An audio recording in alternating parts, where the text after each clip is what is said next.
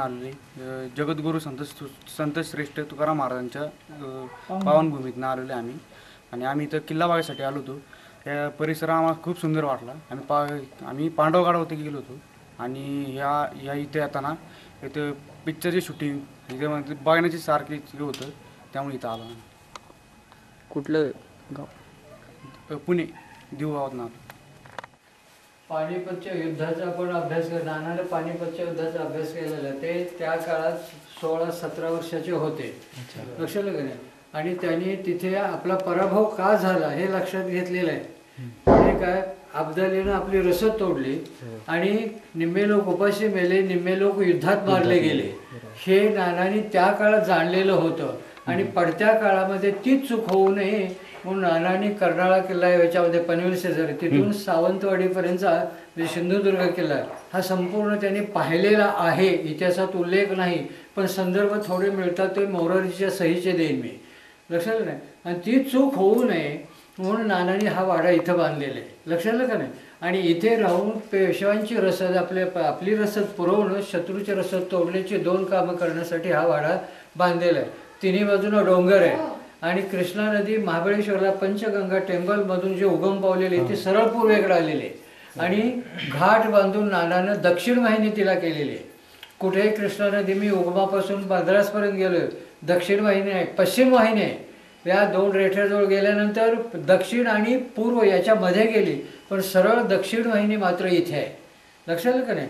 माझा ज्या वेळा स्वर्गातून भगीरथ प्रार्थना गंगा आणली म्हणून तिला भागीरथी म्हणतो। नानांनी त्याच्यामध्ये या कृष्णा नदीला घाट बांधून दख्खन की ओर मोड दिया आहे।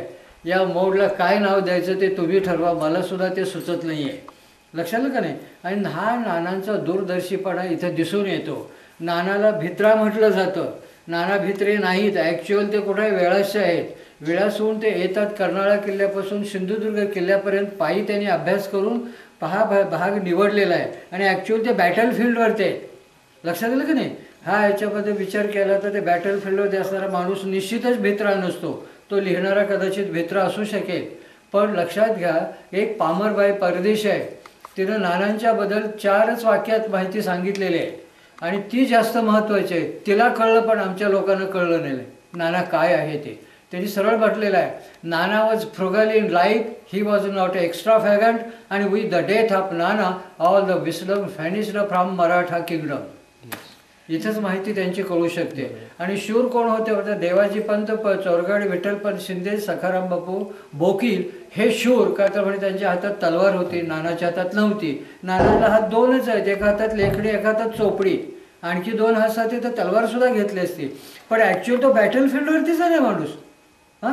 आणि तो बॅटलफील्डवर असणारा सुद्धा उल्लेख इतिहासामध्ये नाही, लक्षात? गुजराती माणसानं लिहिलेलं आहे आणि ते गुजरातीत आहे, हिंदीत आहे, इंग्रजीत आहे, दुर्दैवानं ते मराठीत नाही, लक्षात आलं का नाही? आणि आपल्या इतिहासात नाना इथं राहिले की नाही याचा उल्लेख नाही, पण मोरारजीभाईनं प्रस्तावना दिली ज्या पुस्तकाला, त्या पुस्तकात उल्लेख आहे। तो असा आहे की Shivaji Maharaj visited that 5 reverse temple, Nana Phadnavis and other Maratha leaders असा उल्लेख आहे, लक्षात आलं की नाही? नानांच्या बद्दल हे माहिती घेत असताना आपण लक्षात घ्या की काहीतरी कोण शिवशाही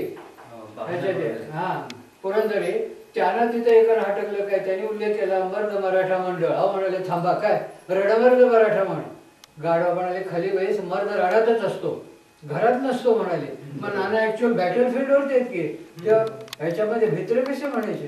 पण ब्राह्मण आहे ना, झोडपं त्याला ते ब्राह्मण ते तो सांभाळतोय, लक्षात घ्या। ही इमारत बांधणं सोपं आहे, पण कोसळताना ती ठोकून धरणं त्याच्या शूरपणा आहे आणि तो नानाच्या मध्ये होता। पळकुटे नव्हते ते, पळकुटे होते ना त्यांनी त्याला जेलमध्ये टाकण्याचा सुद्धा प्रयत्न केला, अखेर कंटाळले आणि त्यांनी संन्यास घेतलाय।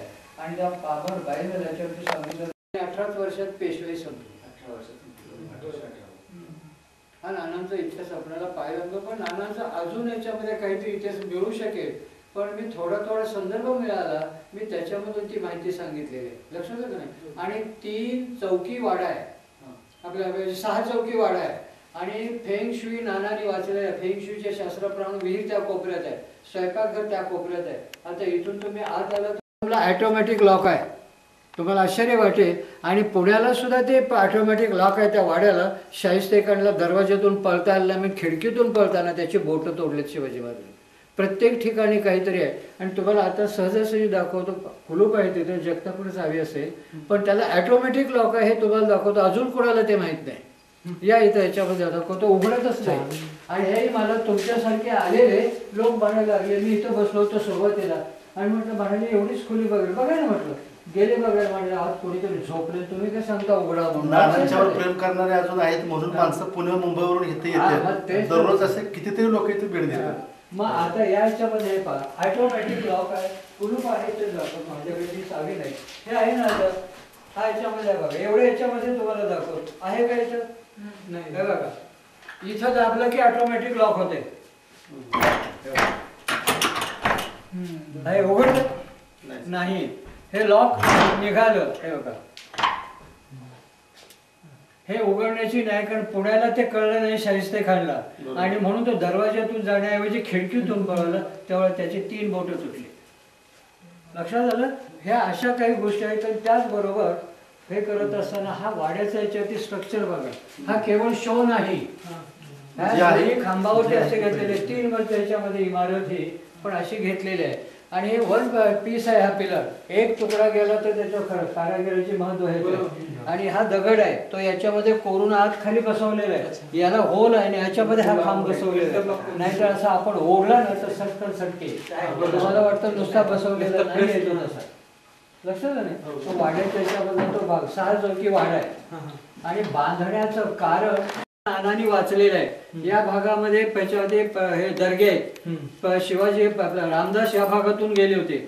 हटकलं त्यांना की अरे तू म्हणे शिवाचं हे रेस म्हणाले का, म्हणाले हे काय लंगोटी त्रिशूळ. मी म्हणाले साधं आहे. मग म्हणे कसा काहीतरी चमत्कार दाखव. रामदासांना दैवी शक्ती होती आणि त्यांनी ते धूळ बोलवलं. ते ढिलं उभं राहिलेलं बघितलं, तिरप्या नजरेने बघितलं, खाडकन कानाखाली वाजवलं, ते धाडकन खाली पडलं. पडल्यावर सगळ्यांनी नमस्कार घातला. रामदासांनी तिथं वाक्य टाकले, चमत्कार दाखवल्याशिवाय नमस्कार मिळत नाही. लक्षात आलं नाही? हे कोड लँग्वेज नाही. मी सांगतोय सावरकरांचा उल्लेख आणि काही याच्यामध्ये पुस्तकाचा तो सांगतोय. आणि याच ठिकाणी पुन्हा अफजल खान आलेला आहे. लक्षात आलं का नाही? त्यावेळेला तो इकडून आला नाही. नानाचा कसा निवडला पहा नानानी वाडा, तो तसा गेला.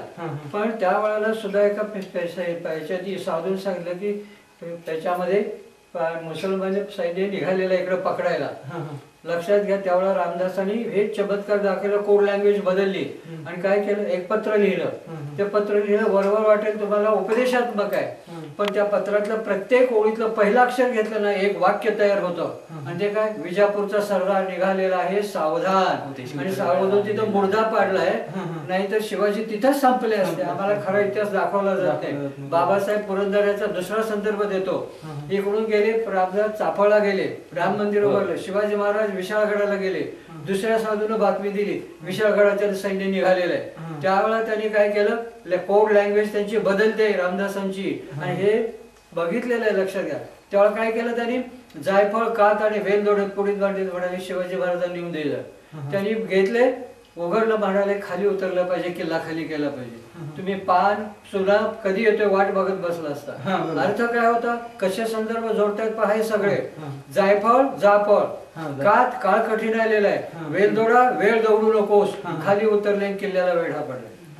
आणि हे सगळे वाचलेले आहेत त्यामध्ये. त्याच्यामध्ये कोणी नानाने वाचलेले. लक्षात घ्या, हे संदर्भ तुम्हाला मिळत नाही. पण मी MA चा अभ्यास करताना काही मला अभ्यास संदर्भ मिळाले, त्यातले हे संदर्भ मी तुम्हाला दिले. आणि हा वाडा त्या दृष्टीने बांधलाय. तो कसा आहे त्याच्या तेव्हा ते. आणि वैशिष्ट्य बघा, या बाजूला त्याच्यामध्ये मांढरदेव आहे, लक्षात. इकडच्या बाजूला अजंतारा आहे. आणि इकडे त्याच्यामध्ये हा आपला अफजल खानाचा किल्ला कोणता, प्रतापगड आहे. आणि या बाजूला त्याच्यामध्ये असणारे त्याच्यावरती थोड्याच बाजूला कोण आहे, ढोल्या गणपती आहे. आणि या याच्यामध्ये त्यांनी हे ठिकाण निवडलेलं. लक्षात आलं? इथं नानांचा दूरदर्शीपणा दिसतो. आणि वाड्याच्या याच्यामध्ये 1.5 एकरामध्ये हा परिसर आहे. लक्षात आलं की नाही? आणि कशा आहे पहा, विहीर तिथे, स्वयंपाकघर त्या बाजूला. हा याच्यातून आत आला तो पुरुषांच्या मीटिंगचा हॉल आहे. आणि हा जो आहे ना स्त्रियांच्या हळदी कुंकाचा भाग आहे. आणि त्या स्त्रिया साध्या सौंदर्याच्या भोगत्या असल्या कारण कारंजा तो त्यांच्या भागात आहे. तो कारंजाचा भाग वरचा भाग आहे तो एका दगडातला आहे. वैशिष्ट्य आहे तुम्हाला वाटेल हा? आणि तो हा रूम का निवडला त्यांनी तर पूर्वीच्या काळी आपल्या स्त्रिया सुद्धा त्याच्यामध्ये येताना एक ड्रेस, कार्यक्रमाला एक ड्रेस, जाताना एक, हे नानानं कळवलं म्हणून चेंज करायला तोच रूम ठेवलेला आहे त्यांनी. आणि चेंज करताना लक्षात घ्या की त्या त्याच्यामध्ये ऑटोमॅटिक लॉक आणि खिडकी कशी आहे आतल्या बाजूला आहे आणि त्याच्यामध्ये बाजूला त्याच्या किल्ल्याच्या बाहेरच्या बाजूला आहे. स्त्री जर इथं कपडे बदलत उभी राहिली ना बऱ्याच नख शिखांत उघडी दिसू शकेल पण आतल्या बाजूला गेलं तर एवढं डोकं सुद्धा दिसत नाही. या तऱ्हेनं नानानं रूम तो बांधलेला लक्षात नाही. आणि नानाचा दूरदर्शीपणा इथे येतो. वाडे तुम्ही खूप पाहाल पण नानानं का बांधला हे माहिती वैशिष्ट्य आहे या वाड्याचं. लक्षात येईल का नाही हा?